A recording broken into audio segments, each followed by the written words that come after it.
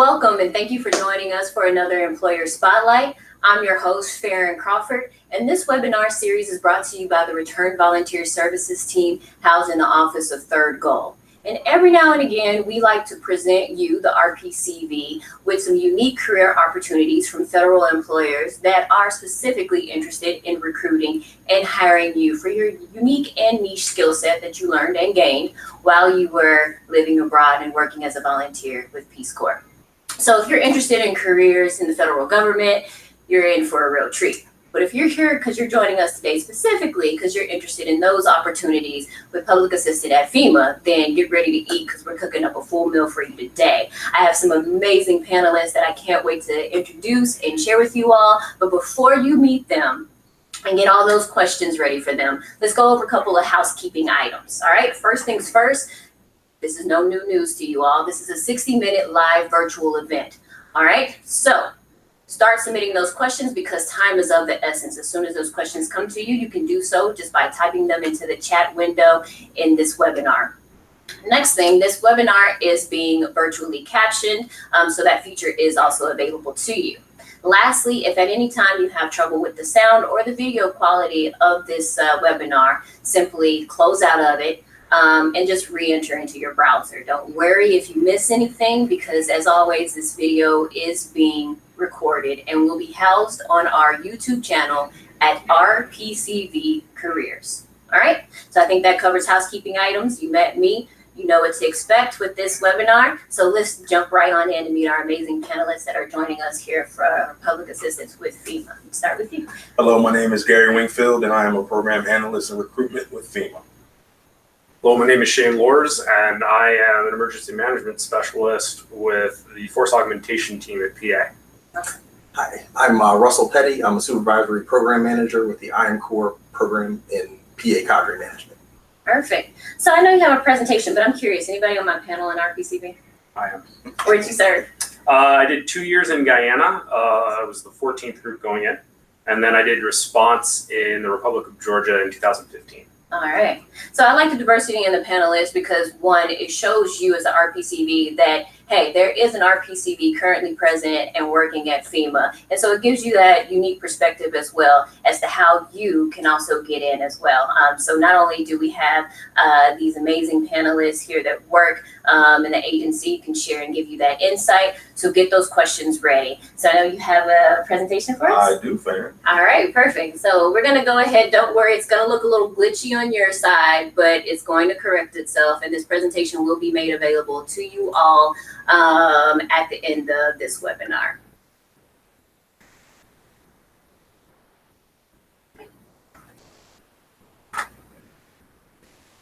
Well, first off, I want to thank everybody for joining. And as far as this presentation goes, don't worry, it's not going to be death by presentation. I will make sure that the slides are just merely a foundation for what I'll be talking about. And I'm excited to give you guys a lot of great information about FEMA and public assistance as well. First off, our mission is pretty simple. It's helping people before, during, and after disasters. Our mission statement before this was pretty lengthy, but we boiled it down, and I think this captures the essence of what FEMA is all about. As far as our organization goes, FEMA is up under the Department of Homeland Security. As you can see here, we have a lot of other great agencies that are up under DHS. We have CBP, Coast Guard, Citizens and Immigration Services, Secret Service, ICE, and also TSA. A lot of times I get questions about FEMA thinking that it's a standalone agency, but we are up under the Department of Homeland Security. As far as our organizational numbers go, these are some of the numbers. I know it says 2017. We're in the process of gathering the 2018 numbers, but as you can see here, this represents the 10 regions that we have. And as far as a vast workforce, as far as minorities, disabilities, females, and veterans as well. And then also we do have representation for Peace Corps volunteers as well. Oh. As far as our organizational regional breakdown, FEMA has 10 regions, as you can see here by the map. That's one of the really unique things about FEMA is that we are all over the country. So we have in Texas and in these regional offices, and I'll go into detail later on in other slides. But as you can see here, you're not limited to only having to be in DC. because we do have those regional offices all over the country, as well as Alaska, Northern Mariana Islands, Guam, American Samoa, and we also have operations in Puerto Rico as well, and Hawaii. And what region is that, if you don't mind me asking? Hawaii. Yeah, all right, Puerto Rico. Puerto Rico, I believe, is region 2. Awesome.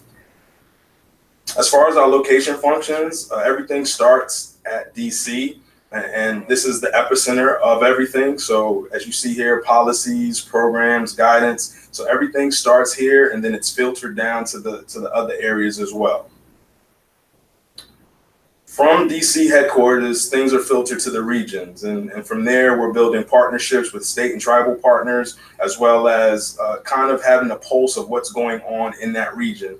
And from whatever happens at headquarters is disseminated to the regions, and that's how it's communicated.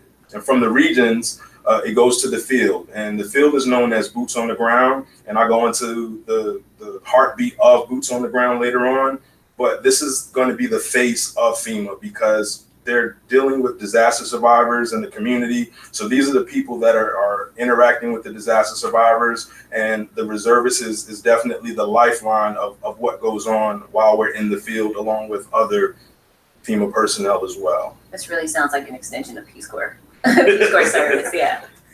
As far as also part of our mission, every employee has regular and recurring emergency management responsibilities.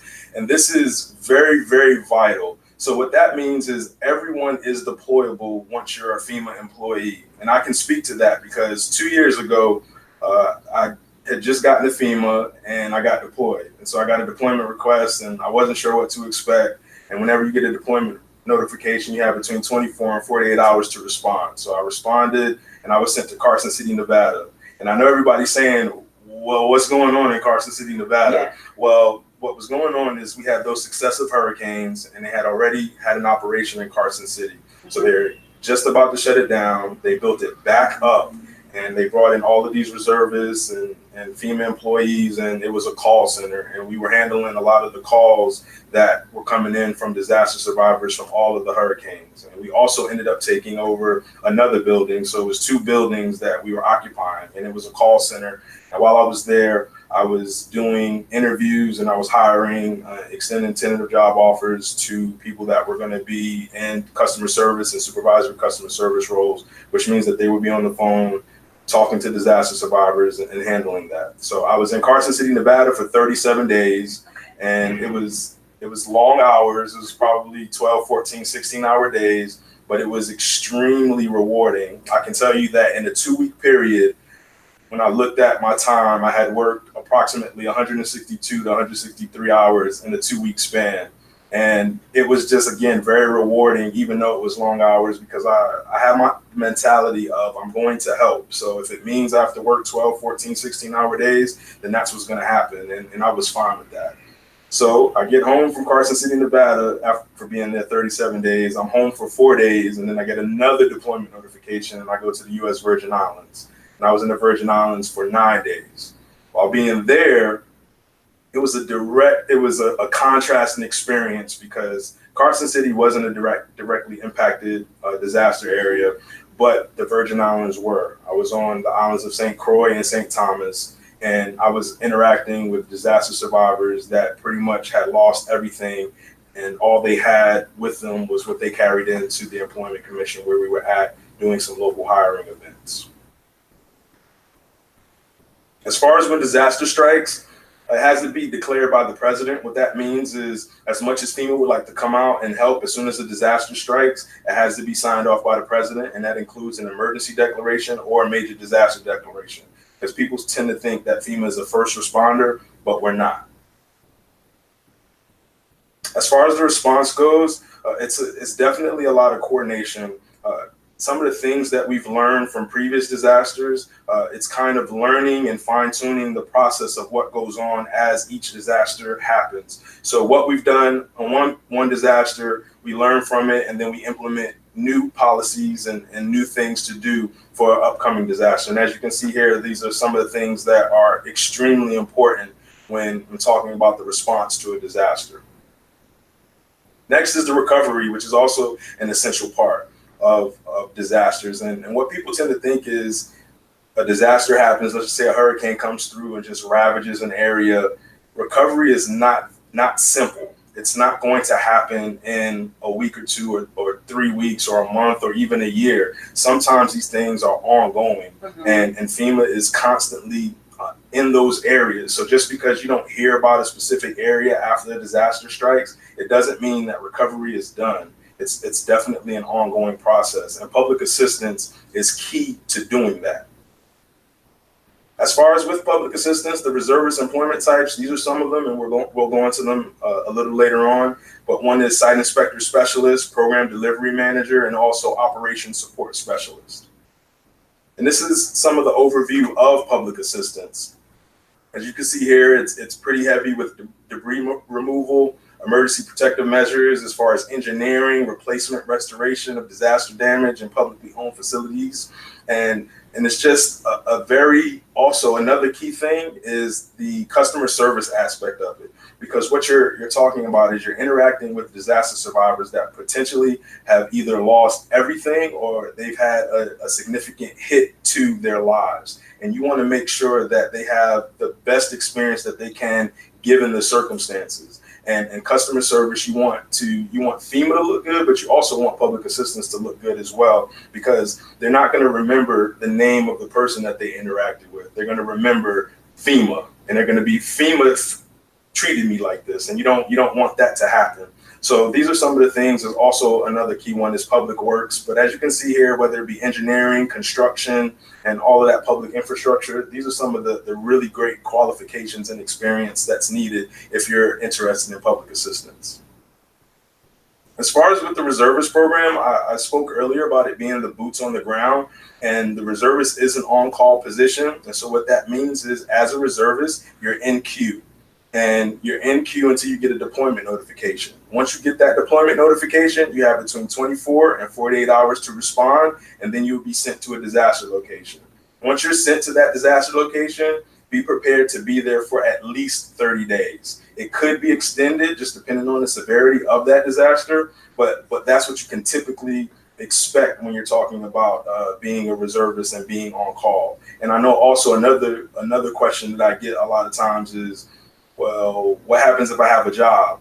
As I tell reservist potential candidates, I tell them that it's helpful to have flexible full-time employment, because unlike the other armed services, your employer isn't required to release you once you get a deployment notification. So we have countless reservists that do have flexible full-time employment or are living a lifestyle in which enables them to just drop and go, because again, 24 to 48 hours is not a whole lot of time for you kind of get your affairs in order and get ready to go somewhere and be there for 30 days. Because I know it happened to me as well. I had to pack for 30 days very quickly.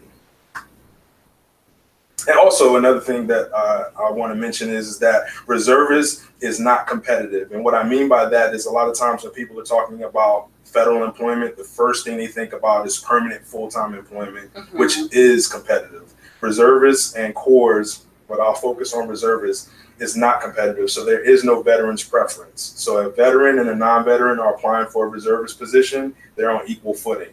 So as much as it's great to have that veterans and that military experience, you're on equal footing with a non-veteran when it comes to applying for a reservist position.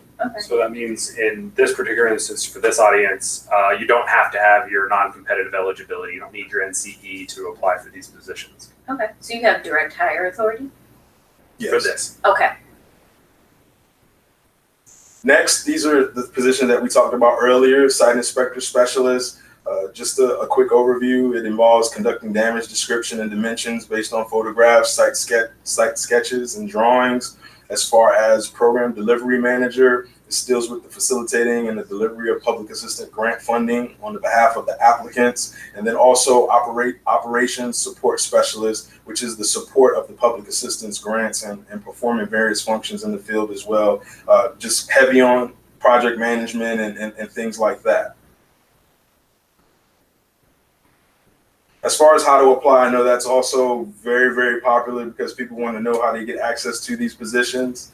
So with this, you're going to go to USA Jobs, and you go to USA Jobs and you search reservist positions. And also we have a careers website, careers.fema.gov. But also every position that you see is always going to funnel you back to USA Jobs. So if there's a link for a position, it's going to get you back to USA Jobs. And then also you can email your resume, as you see the email address down there, FEMA-PA-hiring@fema.dhs.gov, and you can reference the position of interest in the subject line. So just gonna step in real quick right here, if you don't mind. So for these specific reservist positions, these three types, the FEMA-PA-hiring, that's our preferred method of collecting applications. For other reservist positions with other cadres, that's where you would go through USA Jobs. Okay. And are any of these positions also on our online jobs board, our PCV career link? Our link for PA, for public assistance, is on the Peace Corps job board. So you can get to our email address from there, or you can do it if you just write it down right now. And then also, another thing is if you're emailing your resume to the PA hiring email address, make sure you put RPCV in the subject line as well, just so that it's an attention, so that they will know that it's Peace Corps related. So kind of a pre-filtering method, so to speak. Next is how to read the job announcement. As far as if a PA job is posted on USA Jobs, and then also, as much as we would love to have you at FEMA, this is also great information for just reading USA Jobs in general, because what ends up happening is I've heard such affectionate terms used for USA Jobs as a black hole, an abyss, things like that. But what I like doing is I like helping to soothe the fears that people have, because it can be a bit intimidating if you're not used to USA Jobs. So when you're reading the job announcement, it has just the basic information, who may apply, and this will be specific to that NCE piece. So if you see here in the top right-hand corner where it says this job is open to, and you see an icon, that particular icon says the public. But if it's for Peace Corps or AmeriCorps Vista, it'll have a globe. And then it'll let you know that this is speaking to that NCE piece, so that it lets you know how to apply and how to go forward with that. So it lets you know the audience. And whenever there is a job announcement on USA Jobs, it is always going to tell you what the audience is under this job is open to. So you can pay special attention to that. Right. So not to discourage anybody, if it does say the public, again, you are open to apply for it. But again, if it has the globe that specifies RPCV and AmeriCorps Vista, then pay special attention to that, because it's directed to you.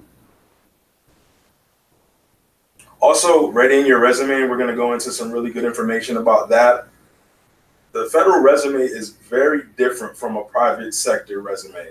And what that means is that it's typically going to be longer. As you see here, some of the bullet points, people tend to have a private sector mentality when it comes to creating their resume, and that's totally understandable, but it's very different in the federal space. And what that means is that a 1 or 2 page resume isn't necessary. It's great to have that resume if you're going to be applying for private sector jobs, but there are a lot of great experiences that people have that they feel that they need to eliminate when they're doing their resume for the sake of it being just 2 pages. So what I want to convey to the audience is when you're writing your resume, just open up your mind. Don't feel like it has to be 2 pages, 1 or 2 pages, but put down all of that great experience, especially that Peace Corps experience that you've had, because you've done a lot of really great things in Peace Corps, and you want to show that. You want that resume to speak to that experience. You want the resume to be the best representation of yourself, and the only way you're going to be able to do that is by listing all of that great experience you had, and even some of the accomplishments that you've had as well.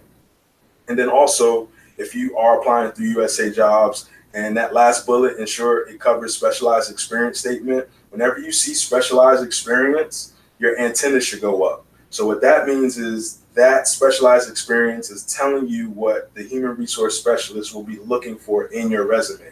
So take the time to look over your resume, look over the specialized experience, and make sure that both are lined up so that it's speaking to it. Because the last thing that you will want to do is have all of this great experience, you be qualified, and you think that a human resource specialist is just going to infer that you did a job because you've done it for a long time. And when I'm speaking to candidates, a lot of what happens is they forget all of the great things that they've done. So if you've been doing something for a long time, whether it be 2-3 years, you're going to forget some things. So it helps for you to sit down with your resume and kind of go over it and give yourself credit. Give yourself credit for all the great things that you've done, because I've heard things, well, I've only done it for this long. Well, it's a pretty long time. Even if you've done something for 6 months, a year, 2 years, 10 years, give yourself that experience, and it helps for you to boil those things down when looking at your resume. Can you give an example of what counts as specialized experience, and is there a time limit or a time frame given to that? Mm-hmm. Well, what helps with that is when you're speaking about specialized experience, it'll say 52 weeks of this doing this. Okay. So if on your resume you've done something, you've had the 52 weeks, but it's broken up, you have to include that time. And we're going to go over some of those details in what your resume should look like. Okay. But it's really great to have that time frame, because sometimes in private sector, you'll just either not put the time frame, or you'll put January to March. Yeah. Well, was it January 1st? Was it January 25th? And was it early March? Was it late March? Mm-hmm. So it's really good to account for that experience, because again, human resource specialists are going to be adding up those times to make sure that it equates to 52 weeks. Okay. Also, as far as writing a federal resume, these are some of the things that you should include and you should not include. As far as I talked about, your role and accomplishments, the duration of employment, as I spoke about earlier, company, location, the experience. As far as, again, if you've had another intermittent job, whether it be a deployment or anything like that, and especially speaking to that Peace Corps piece, if there are those Peace Corps deployments, make sure you list those dates, month, year. And it's really important. And also the hours worked per week, because sometimes you might have done something for a really long time, but you've only done, I don't want to say only, but you've done it for maybe 15, 20 hours a week, and it wasn't full time.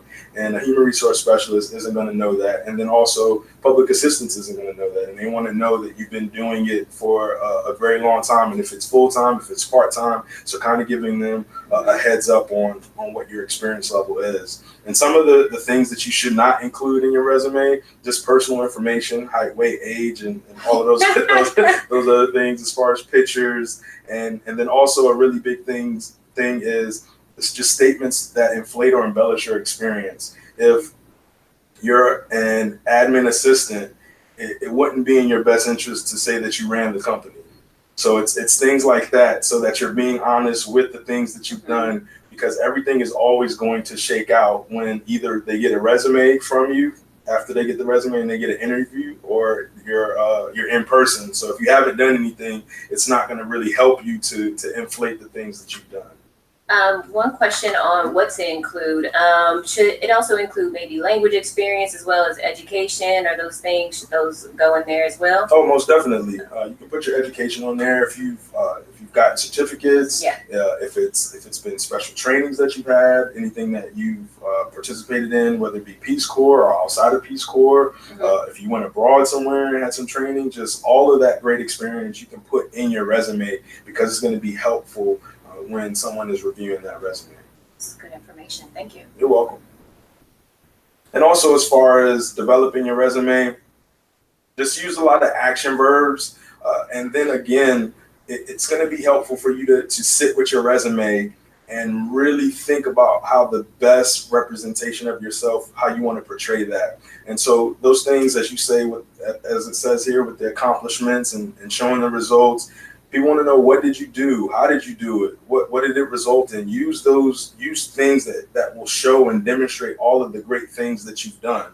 Because again, as it says here, your resume is your paper interview, and it is your representation, and you want it to convey your best possible self.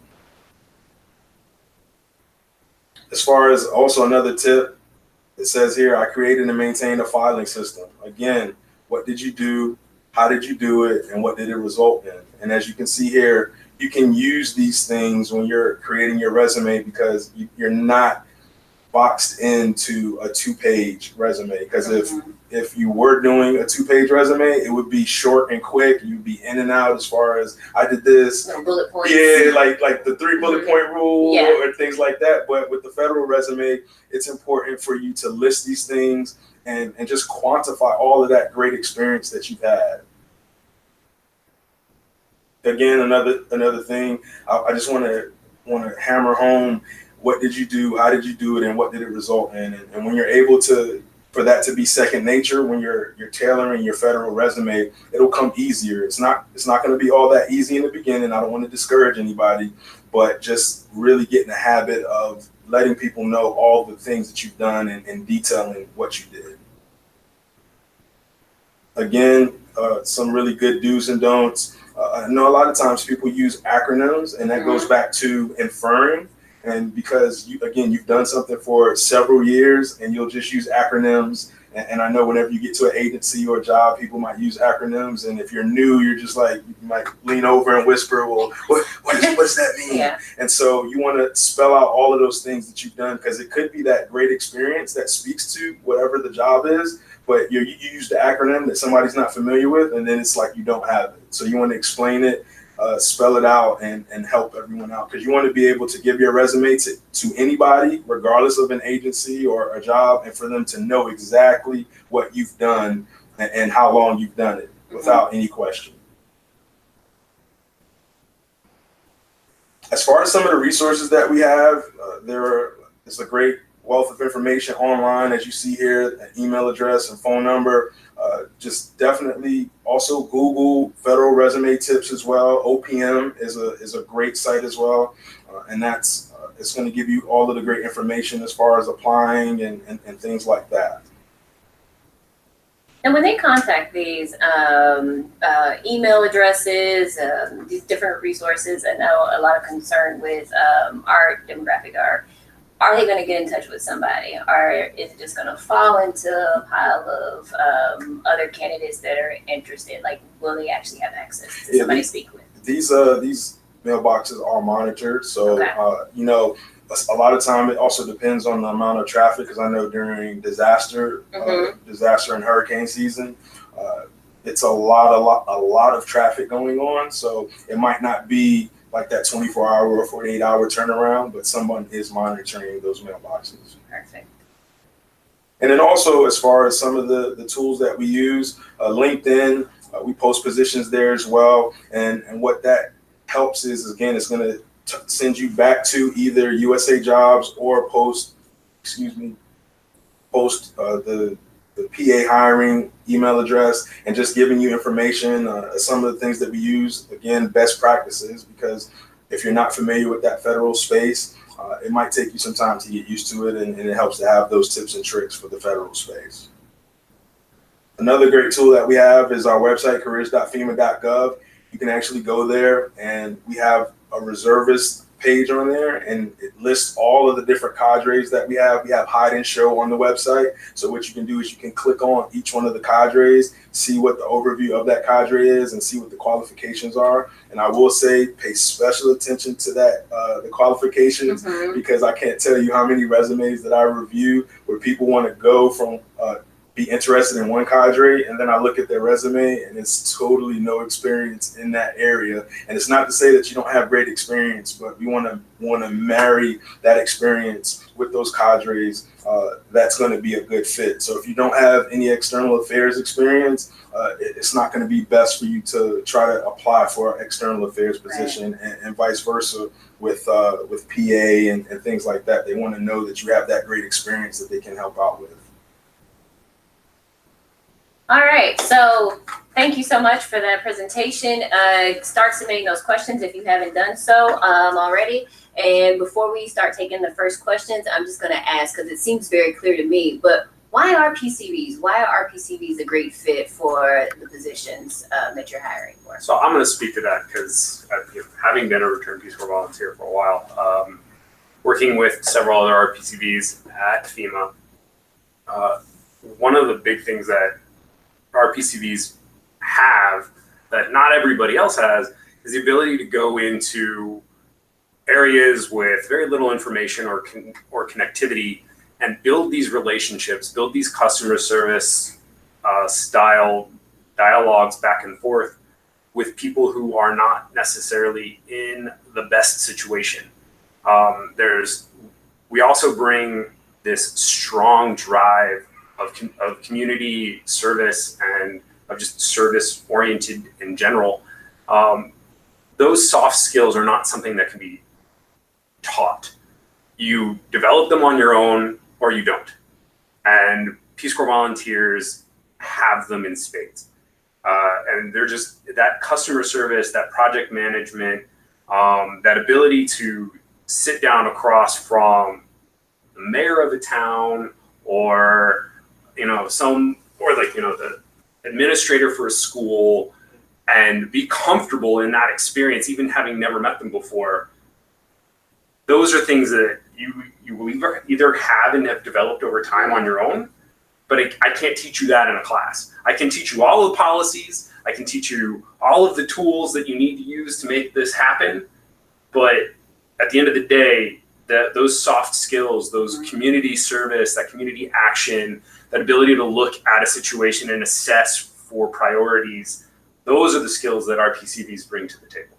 Nice. Yep. So if you're joining us and you're watching this webinar, again, submit your questions. Thank you so much, Shane, for telling us all why RPCVs make a great fit. I don't want to lose any questions in the queue, so I'm going to start with the first one. How many reservist positions do you typically hire for, or does it just depend on your needs? So we currently have around 300 reservist positions with PA that are open. Yeah. And then we have another 50 or so that are in the core IM core field, which is a more full-time permanent field position. Not to say you can't have a totally full-time career as a reservist. There are people who've been reservists for 15, 20 years, and they're in the field 50 weeks a year. Okay. So you can make a reservist your career. You can try to go to core or IM core, or you can even eventually switch over to a permanent full-time position as well if you wanted to. Great. There's a lot of questions coming in. I'm going to interview you. Are these reservist positions contract almost in a way? Like how long are the terms? It's called an appointment, a 2-year appointment. Basically, when I first came on too, I had the same question. I was like, oh, so am I worried at the end of 2 years? And it says no, to be honest, no. Basically, if you're producing your work and going ahead, your 2-year appointment is normally just renewed. It's normally re-signing a condition of employment and keep going, no reapplying. Now, if productivity, conduct issues, things like that arise within your 2-year period, your appointment may not get renewed. But you would know. Yeah, okay. It would be very clear if you've been demobilized for some type of like conduct or performance issue, most likely. Yeah. So when you aren't deployed, then what are you doing? Okay, that's a good question too. In the reservist world, that's when he was going back to earlier, some people with the part-time jobs, maybe at home. I would say though, I would put the expectation a little more than 30 days, whereas for us, especially. For us specifically, because providing that customer service to the applicant, we want someone there from inception to completion almost. And like he was saying earlier, the recovery process can be weeks to months to years. So when that initial 30-day, I would ballpark it at 90 probably. Okay. And then it could be extended probably from there. Site inspectors may stay in that 90 or less term, but the program delivery manager, they want them there to meet the applicant, work them through the whole grant process, and that could be 300 days, give or take. Yeah, it could be almost a year. But we're going to pull you before you're 50. Yeah, there's tax reasons why you can only be on a single location for 50 weeks, and then you get to go home for 2 weeks of vacation. Go to the next one, and then you go out again if you really want to. Don't worry, we will have something for you to go work for. So Gary already answered this question. So just in case you miss it, I'll ask you to just reiterate. Do people who currently work full-time for the government service reservists while remaining, I guess they meant to say, in their current employment? Well, what ends up happening with that, with current federal employees, they're up under surge force capacity. And so what that means is you can sign up, and then when we reach a certain point, they will ask for that surge force to be deployed to where we're at. I know when I was in Carson City, I met some surge force capacity and was helping them get acclimated and checking them in and getting them to the different areas that they needed to. But again, that's the way for federal employment. If you have a non-federal job, again, it helps to have flexible full-time employment because again, the employer is not mandated to release you once you get a deployment notification. Okay, good to know. So let's see. Paul, is there aftercare or workers' comp if I'm injured on the job? I'm assuming because you do go to different disaster I'll let you answer areas. So Yes, that is like you'll notice in the job posting, it probably says you'll work in some austere conditions. You know, we're post disaster, so flooded areas, hurricanes, and we don't encourage we're not sending you into the abyss to fall off. But yes, there are some on job work related things, and normally someone falls and breaks a leg or arm, something to that effect. If that was to occur, yes, workman's comp does come into play. Work with Department of Labor, et cetera, and things like that. And there's FMLA in time that we can give people as well. And for reservists, they have access to healthcare, right? And they have emergency medical leave, and their PANA, their time that they can take off, and that can be extended. So if you do have some medical procedures or things like that, they can take you out of the queue per se for a while you handle that. Then when they put you back in the queue, you're back into the rotation of deployments. okay. Any particular, because I see a question, and it seems like it's in line with the original one. Any safety precautions that are made for these type of positions? You upon deployment, you have a security briefing and safety briefing, depending on where you are. Texas, Puerto Rico, wherever you are. Security is going to tell you about the location, the area. Prime example, in 2017, I went to a very small part of Missouri, and security briefed us that there was some heightened activity in the area for some different types of groups that might not like certain people, and to be aware of that and whatnot. And even some site inspectors going into tall grass areas, they had to wear snake chaps because you can be bitten and things like that. So these things are provided for you. You're well aware of them in advance. We never tell you go somewhere you feel unsafe. If you're going to take pictures at a site inspection and it looks like the ground's about to fall, do not step on that, please. Do you get briefed before? So you were saying you have 24, 48 hours to respond. Do they send you the briefing beforehand, or do you get there and if you do get it, it's on the ground? Your DTS orders that you get when you accept on your phone, it's a quick little overview of that, and it gives you a point of contact. You call that person who's already there, and they tell you, you should be arriving by this time. We're setting up shop XYZ. Then once you fly in, get your rental car, drive to that location, then you get that full briefing. And then also, I know that's 2 weeks. That's anywhere between 2 days to 2 weeks, depending upon the extent of training and the brief and how many other briefings need to be involved. Okay. And I know when I was in the Virgin Islands, they told me that I needed to bring hand sanitizer and then also SPF. So just some of those things that they're going to let you know what you should be trying to secure in that 24 to 48 hour period before you actually do it. Okay, perfect. So let's see. Next question. Regarding reservist benefits, can you elaborate how they differ from PFT, especially health insurance during deployment versus while in queue? I guess if you want to take the PFT, meaning permanent full-time, someone working as a permanent full-time, that's self-explanatory. Reservist is more, as you said, intermittent to your appointments. So let's just say call that part-time work and the PFT full-time work. The full-time employee gets the full benefits package. So that is not going to be the same as the reservist. And PFTs are full-time paid by Department of Homeland Security. Reservist money is coming from disaster funds. So it's a different bucket of money that comes out of, and it's specifically for deploying people to the field to help communities bounce back from these. So I would say the full benefit package comes with being a core and a PFT. Not the full benefit package comes with being a reservist, as it is part-time work per se. It's intermittent work. But they do have access to healthcare. If you're not currently working, you're not necessarily off that healthcare, but you will have to have income to maintain your portion of it. Okay. So then, as a reservist, then are there opportunities then to transition to full time at FEMA? And that's in a number of cadres. I would say of the 23, is it 23? Reservists and the IM Corps, these full-time and part-time jobs exist. I work with IM Corps that do the reservist job but full-time.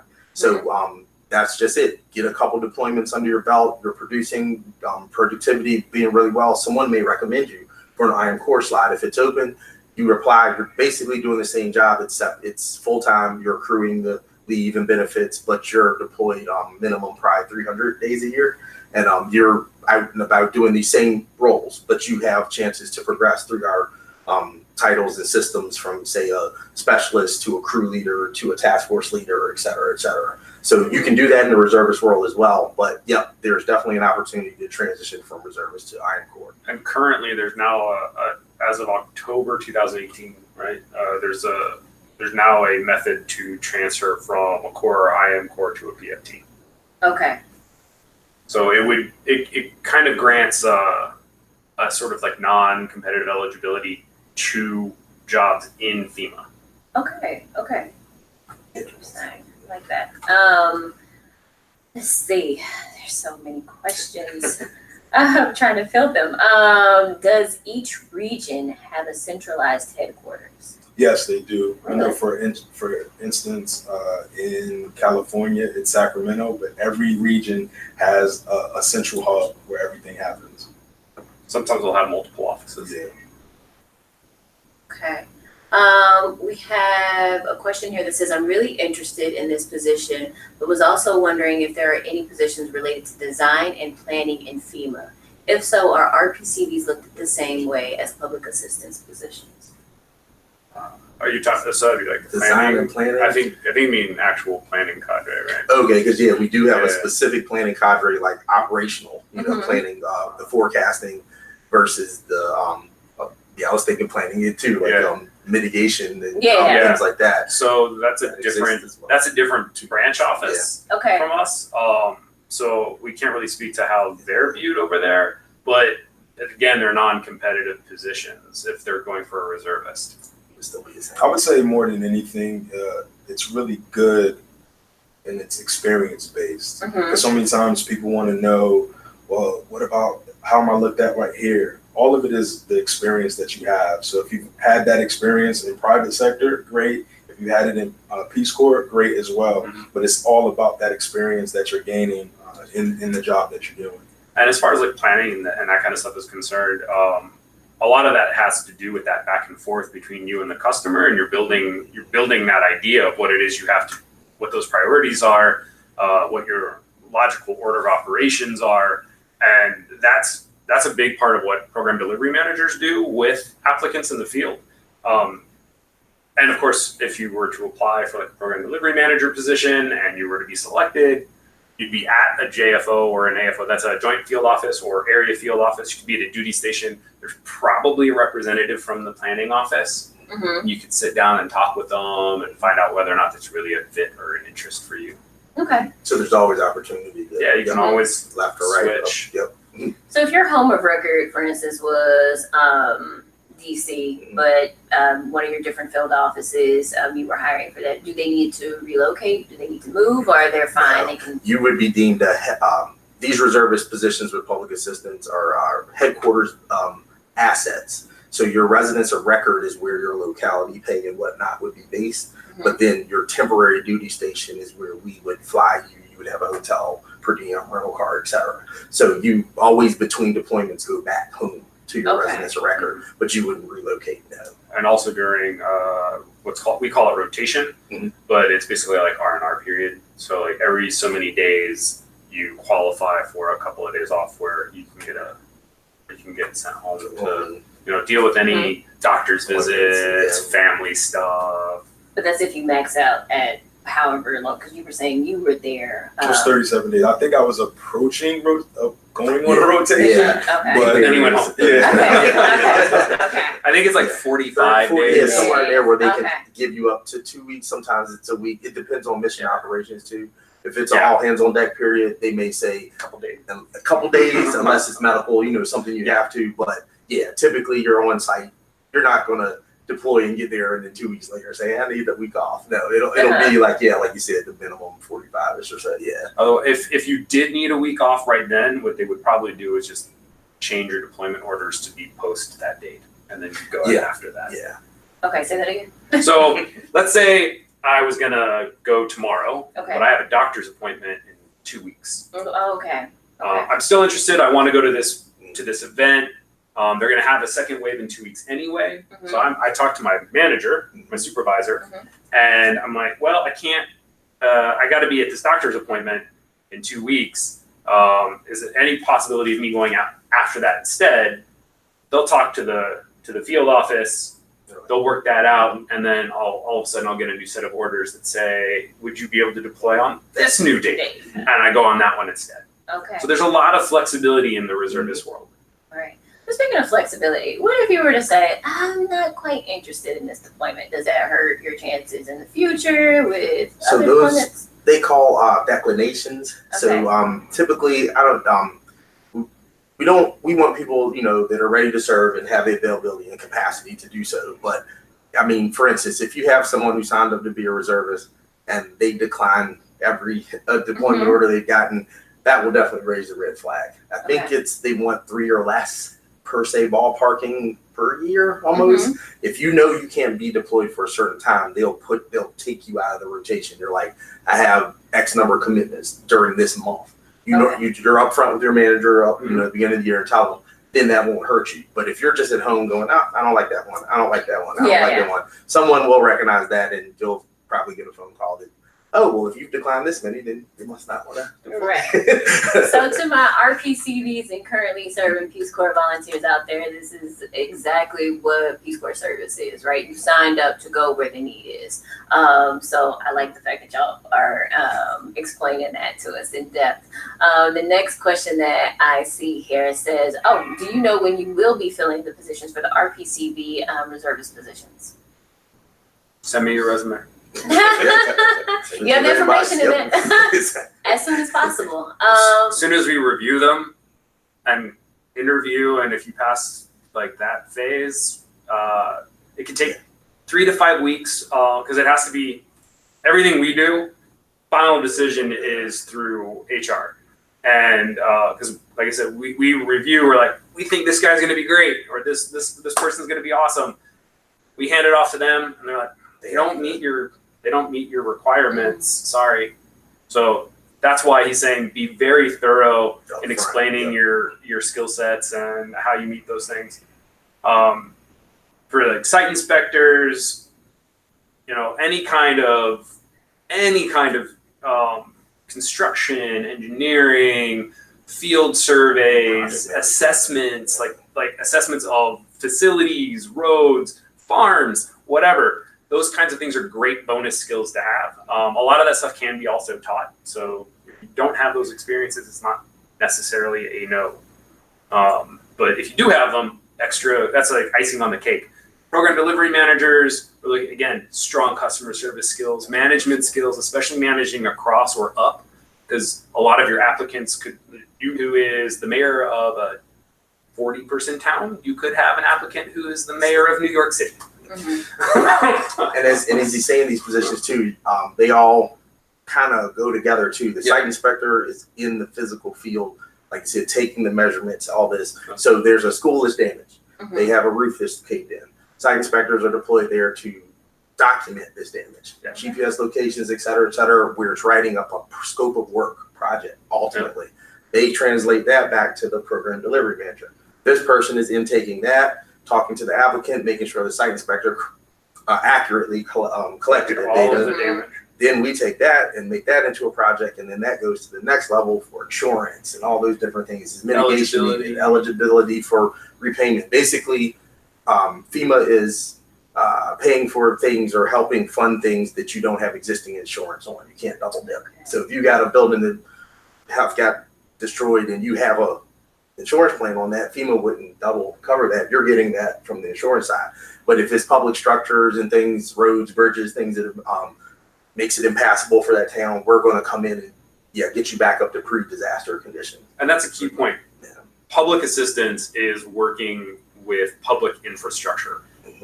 Schools, hospitals, government buildings, roads, bridges, dams, culverts, electrical systems, parks, utilities, parks, recreation sites. And that they don't have to just be government, they can also be nonprofit or even some private sector profit. Okay, if it's a hospital, it's a hospital. If it's the only hospital in the area, we're going to help make sure that it gets rebuilt. Okay, makes sense. So we're nearing a close to this webinar. We have a couple minutes left, so I want to definitely make sure that I get to as many questions as I can. And if you have any questions that we did not address or answer, please submit them now. I'm going to go to the next question, which seems to be HR related and what most people are interested in when applying to a job. It's all about the money. So how do you figure out what classification for federal jobs you are able to apply for? Well, as far as that, again, it goes through the experience. And I know with the Reservist program, they're on different pay bands. So that pay band is going to be based on that experience, and that's the wage that you earn through that. So as far as being classified, again, it goes back to that experience. So if you have this amount of experience, this is where you're going to be slotted. And then also each position has a amount of money that is like with any job. So it's a range that you have. So it's here on the low end and here on the high end. So again, you'll be slotted based on that experience. Okay. And part of that's based off of, and part of that way we track experience is basically through what we call these position, task books?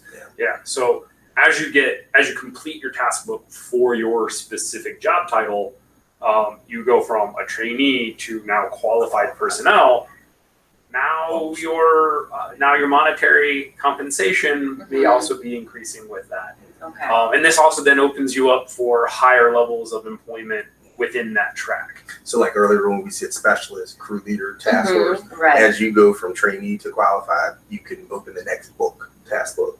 And that is monetarily, like I said, tied to. So if you go from a specialist and you work your way all the way up to a group supervisor, you will be compensated for that. And you would be opening up more books. And of course, that would be, you may be supervising, and things start as you progress up that ladder. And then that does make you eligible to, or beyond eligible for, like we said, those full-time IM core positions. They're like, oh, look at this reservist who's kind of, navigated through the ranks. Let's get them on full-time, So, yep. And especially if you're a reservist who is always out in the field, like you're always willing to go. It's known, it's noticed, yep. Okay. So then there's not really a GS level? No, but it's not tied, like the reservist isn't tied to the GS level. With IM core and core, it is tied there to are the equivalencies. Yeah, so what you'll see is if you see a core position, which is that temporary full-time, what you'll end up seeing is an IC or IM next to it. And then what ends up happening with the IC mirrors GS. So if you see an IC 9, it's the same as a GS 9. And so it goes so on and so forth. So you shouldn't be intimidated by seeing, because you're like, oh, I know it's GS and I see IC. Don't worry about it. It's the same. Look at the number. Yeah. Yep. I have a question here. Do reservist appointments with FEMA count towards federal employment time when it comes to retirement? No, it's not. And so as far as with that, it's not counted towards retirement, and the same with core. It's not, because with PFT's permanent full time, that is like you're getting like tenure and you're gaining status. So that's how that is accrued as far as for PFT and not for reservists or core. But your time in service and the responsibilities you take on can increase your standing, like basically your pay rate, right?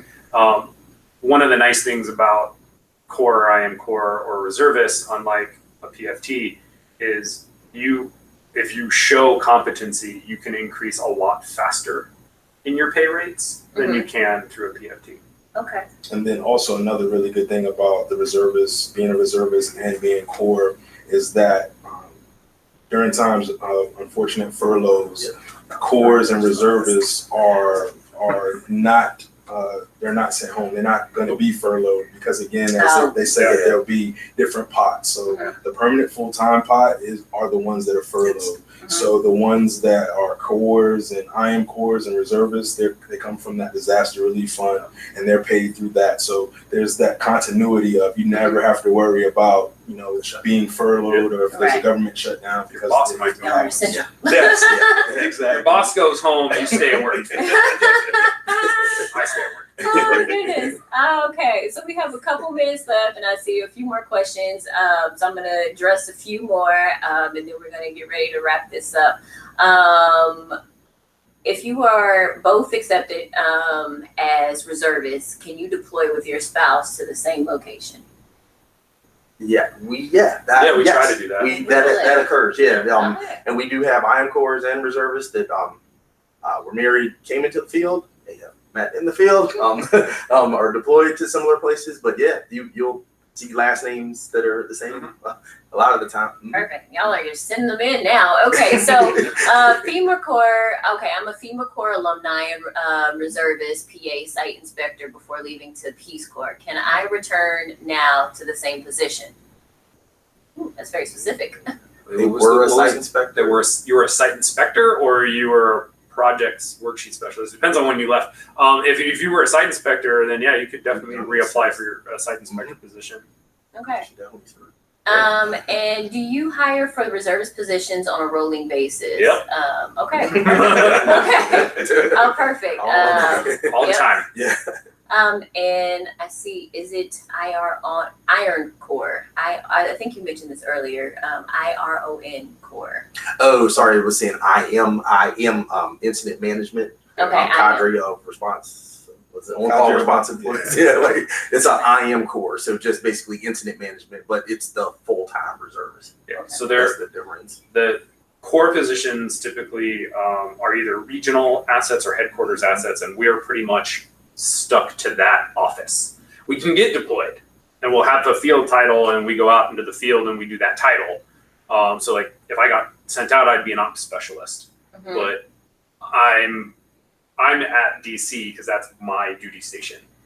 IM corps are the same kind of, IM corps are full-time people who are like reservists, so they go out all the time. They can be either regional assets or headquarters assets. If you end up being transitioned from one of our reservists to our IM corps, then you would stay a national asset. Yeah. And it says, we'll close on this one. I'll let you, we've already gone over it, but just in case you missed it, how long do reservist positions last and can they be renewed? And they're ongoing if you do a good job. Yeah. And 2-year appointments, they call it NTE, not to exceed, but that's how it's going to be written to you if you receive the job offer. But 2-year, and basically not getting a bunch of declinations, not getting in trouble conduct or performance wise. Don't worry about the 2-year. Yeah, it just keeps going. We have people who also do this after they retire. Yep. So we have a lot of reservists that are retirees, and some are annuitants that hit prior federal service, but some are just retirees, period. And they're like, I love it. Gets me back out on the road, traveling, working, and so you get to see the whole country if you want. You can work full time, 40 plus hours a week. They're reservists too. They say, hey, I just got demoted from my last deployment. I'm trying to get out the door tomorrow. They'll call and say, I'm not waiting on the system to pick me up, send me out. I've heard them on the phone with people that they haven't even left their current. Hey, where am I going? I'm demoting next week. I haven't heard about where I'm going next. Yeah, where am I going? So if you're that kind of person, hey, come on. All right. So that concludes this webinar. Don't go anywhere just yet because I want to remind you all that this webinar is going to be online. You can go back and watch it, share it with your friends, anybody that you know that might be interested in public assistance at FEMA, at our YouTube channel at RPCV Careers. Also, I want to ask all of our guests, big special thank you to each of you all for joining us. And if you want to meet them, you'll have the opportunity to meet public assistants in June 3rd. So be on the lookout for that invite. They're going to have a special panel here in Washington, D.C. at our headquarters, Peace Corps. We're excited about that. And not only will it be a panel, but it will be a hiring event. We're gonna hope if you start sending in resumes and you're in their area, we'll start sending out schedules for interviewing that day. So you'll get another presentation similar to this, and then potentially an interview the same day. We'll also collect resumes. FEMA-PA-hiring at FEMA.dhs.gov. Send it in. And RPCV reservist in the subject line. In the subject line, yeah. I need that, otherwise I won't see it. All right. And do you gentlemen want to close? Any final thoughts? Anything you want to share with the RPCVs, the PCVs, the AmeriCorps Vista alumni, all the people watching today? Well, I'll say it's been a pleasure presenting information. I really enjoy just kind of debunking some of these myths about federal employment.